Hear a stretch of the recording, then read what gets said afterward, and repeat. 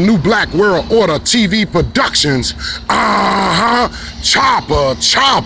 What's up, homie? My man Cleon. What's going on, y'all? Yes, How y'all sir. doing out there in YouTube world? All y'all, much love, man.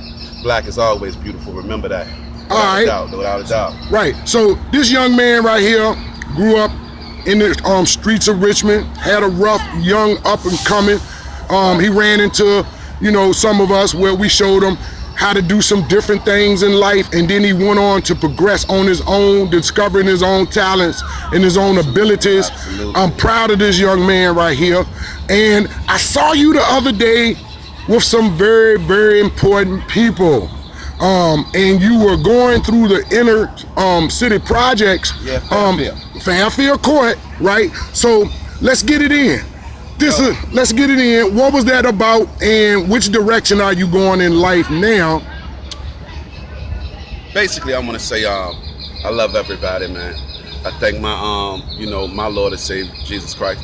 And at the end of the day, it's all about the people. It's all about the people. And when we went out there, I had to keep it real with them. We got a lot of people. Like right now, we got too many politicians. You know what I'm saying? What we need is people to father the hood. And it's crazy that's how it go down. You know what I mean? We have the white industry coming in, trying to make things work. But what I'm saying is, what I know, I'm gonna do it. I had to get them people 5 years of my time. I said, hey, I know what to do. I'm gonna make y'all pay me for the solution, not my people, but the other people. Because we have the solution. You can't get it out of a book if you haven't lived it, if you haven't walked through it, if you haven't seen what poverty looks like. You can't identify with it. And that's the real. And you can look at all the ghetto movies, your boys in the hood, and try to get some insight, but it's not real. You don't know what it's like to have your child's stomach grumbling. You don't know what it's like that you're not a thief, but the only way you can get something at this point in time is to steal something for your children. You understand? So I work for a nonprofit organization by the name of FRN, Family Restoration. And what we do is trying to bring the fathers back, because what is happening right now, they're downplaying the men, the black men in the family, like we ain't doing nothing. But we got to understand, in this place and in this time where we from, we can't even go into the housing projects, a lot of fathers, and take care of their kids because of the stipulations that they have. And so what we're trying to do is change those stipulations. And how else can you change that but come to brothers who have to go there sometime to see their children? You understand? We got to change that, and that's what it's all about, man. Like I said, I come from the slums. My mother, still a heroin addict, 36 years old, never met my father. I'm talking about never. Get that real up. Never met my father, and I'm still here. Been to prison. My charge was attempted murder when I went to prison. I'm not violent, but I was protecting what was mine. But at the end of the day, I said, look, they taught me something in prison called the transferable skill. And I learned that transferable skill. I say, everything I put to the hustle and to the grind, I'm gonna put to the new hustle and the grind. And that's to make sure I had this money, I had some health care, and I had these things. And I say, y'all gonna give it to me because it's reparations is due, whether you like it or not. And I'm gonna get it how I live. But I understand, man, the street life, I can't do that. It's a whole new different breed out here that does not wanna listen, who does not wanna understand. And hey, I ain't mad at them, because this is a new generation. As I look back and say, hey man, I used to be like that, but I had to look at myself and say, nah, I didn't used to be like that, because I did have respects for the elders. I would open the door for an elder with a pocket full of money and a pocket full of dope. You understand? Because those were the things that the old heads taught us. Out here without respect, you can't do nothing. And like I said, it's always good to come and see my man out here grinding. Positive thing. Yeah, appreciate you coming through, bro. Appreciate you coming through. And that's what it's all about. So I'm telling y'all, for all my young kids, man, get some education, man. Your outlet ain't always got to be a rap song. You know what I mean? You ain't always got to be a rapper. You could be a doctor. You could be a lawyer. You could be a politician. Negro, you could be the next president of the United States, man. But you just got to follow your dream and don't let nothing stop you, man. We are born to survive, man. We can survive anything, but you just gotta believe that, man. And that's all I'm saying, man. Shout outs to everybody, man.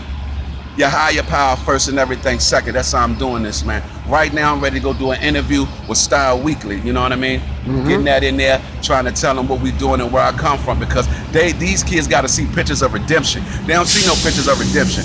Once bad, always bad. That's a fucking lie, yo. Right. That's gotta a be fucking changed. lie. That's a statement. Say that again. Once bad, always bad. It's not the fucking truth. That's a fucking stigma, because you got people who really want to change, man, and really want to change for the right reason. You got to give them that chance. And I'm a strong believer, if a person fuck up that second chance, you might not have deserved it. But can you give a nigga a second chance? That's all I'm saying, man. And I'm here, and I'm taking advantage of my second chance. You dig it? Right. I also saw you speaking to the legislators. Yeah. Yes, and I was like, look at my man, right? Straight from on some G shit You to already some know. real prominent political career type steps.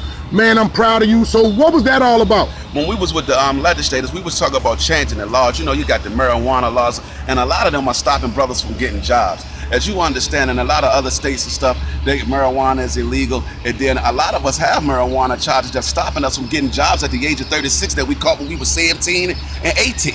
Okay. And that's not fair. So what we trying to do is say, hey, so when I was talking to Ed Gillespie, he was saying, like, you know, we're trying to put it to the point where your first and your second marijuana charge, you just get a fine. You don't got to go to court or nothing.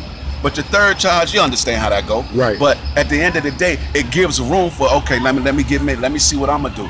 And like I said, it's all, and we were trying to say, once we could change the black man's mindset to succeed, you're gonna have a phenomenon of productivity in our neighborhoods. That's all we gotta do. It ain't over for us. They can knock every project down out here, but long as we stick together and stand together as one and be all on the same page, watch we win. We're gonna make people scared for real. We're not trying to, but it's gonna be such a big conglomerate when we put our things together. It's gonna be out of this world. So remember, we coming, and we coming stronger. We coming for the right reasons, man.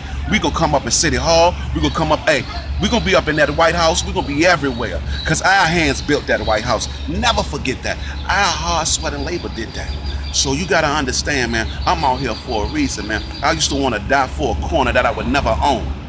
But I understand I'm willing to die for my people that wanna live right. If I reach one child and he succeeds, I've done my lifelong job that the big man sent me to do. And that's what I'm about right now. Cause I'm seeing children dying at an alarming rate for nothing.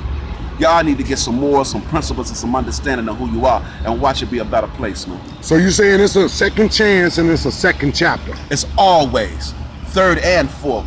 You know, if I continue to breathe this breath I'm getting, and it's good, man, we gonna get it right. No doubt, this has been another New Black World Order TV Productions. Chopper. No doubt.